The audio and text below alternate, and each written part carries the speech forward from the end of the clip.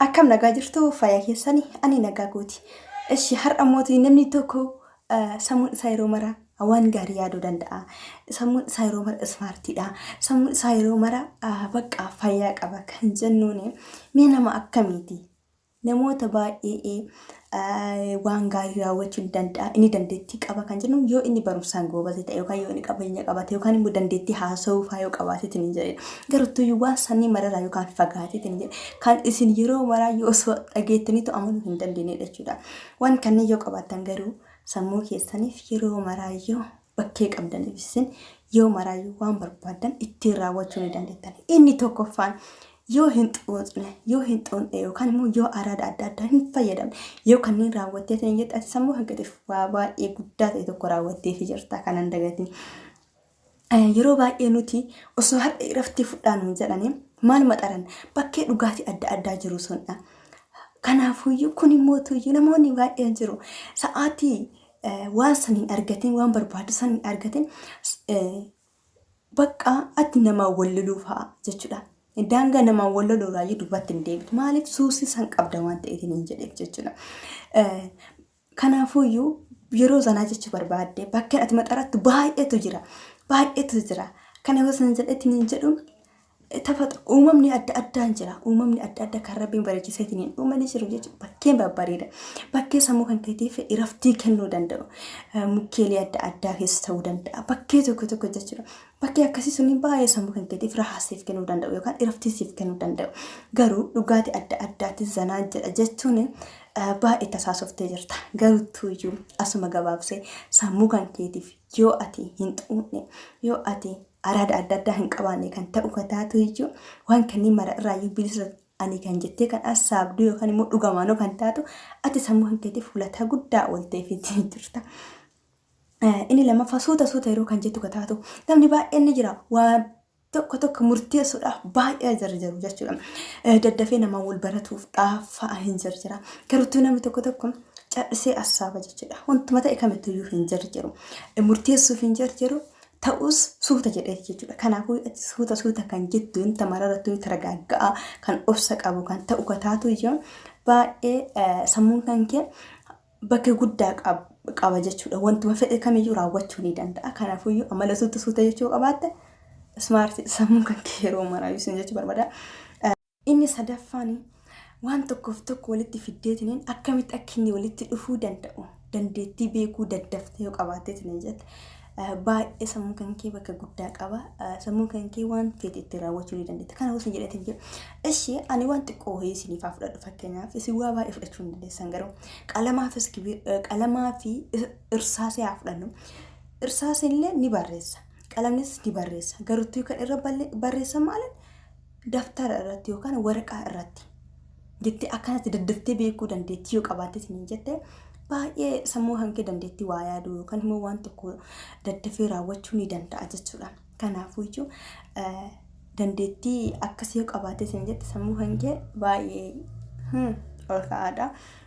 Inni arfaffaan waan gaarii yaaduu yookaan himmootu iyyuu yaada nama irraallee fuuteetiin jettu kan dhugaa ta'e yaada dhugaa ta'e hooyyoo ta'eetiin jedhe. Fakkeenyaaf namni tokko haqa dabsuudhaaf jecha muslimaa kan dalagan jiru soba dubbatanii jechuudha.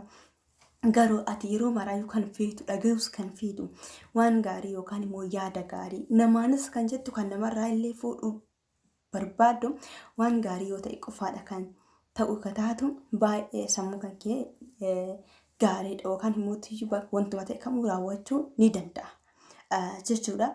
Kanaafuu yaada namarraa illee fuutus kan ofii kan keetiifis raawwattu.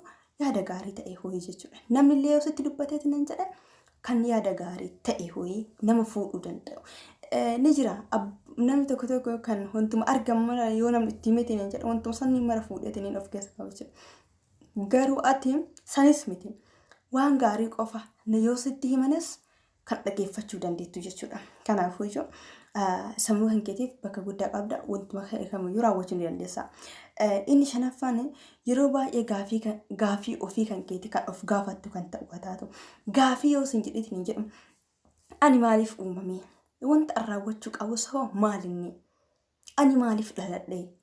Ishii simbirroo maaliif uumamte? dachiin kun hoo akkamitti uumame? Booda hoo maaltu ta'amuuf deema? Nuti hoo maal taana? Jettee yeroo baay'ee gaaffii of gaafatu kan ta'u taatu ati waa baay'ee raawwachuu ni dandeetta. Sammuun kan kee yeroo maraayyuu ol ka'aadha jechuudha. Kanaafuu iyyuu gaaffii akkasii ofiif dhiyeessuun ani maaliif dhaladhee jiru beekuun bakka guddaadha jechuudha. Kanaafuu iyyuu sammuu kan keetiif bakka guddaas qabdaa ati waan barbaaddes raawwachuu ni dandeessa.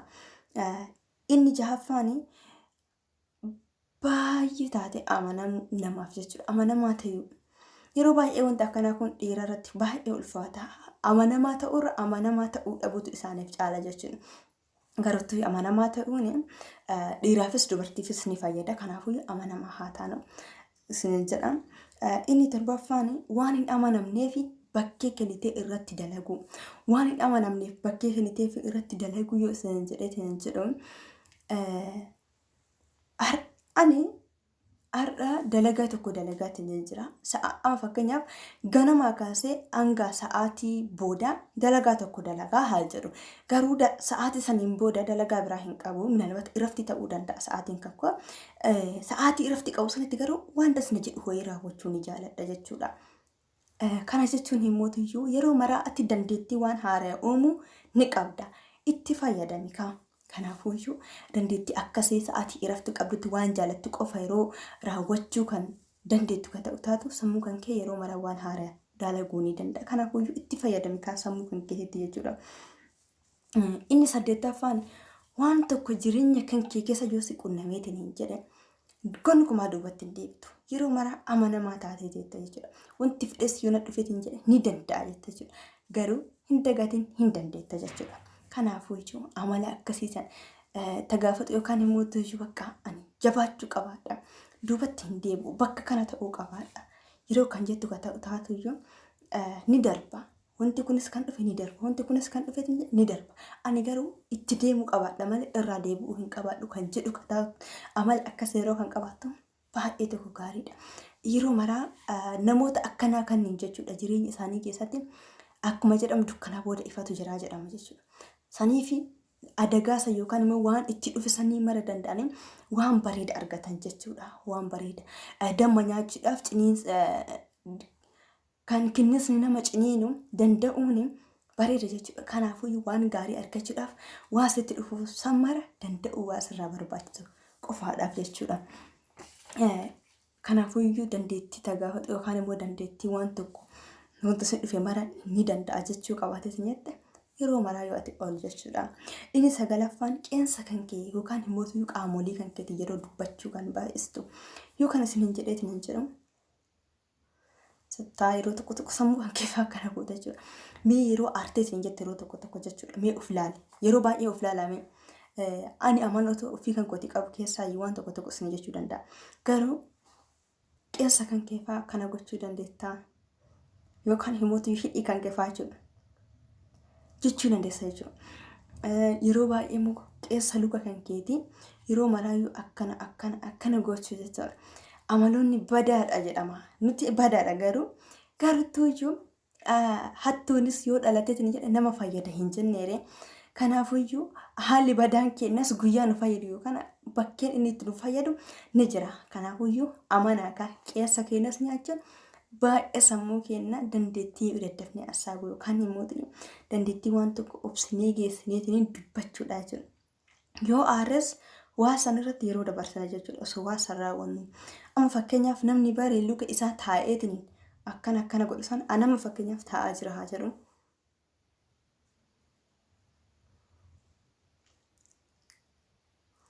Godha. Yeroo kana maalinni wanti obsanaaf kenneetiin jedhe qeensa tana nyaachuu kan kooti malee waa biraatiif. Ati sa'aatii san keessatti wanti qunname sanis yoo wanti biraallee jiraate obsitee jira dabartee jirta jechuudha.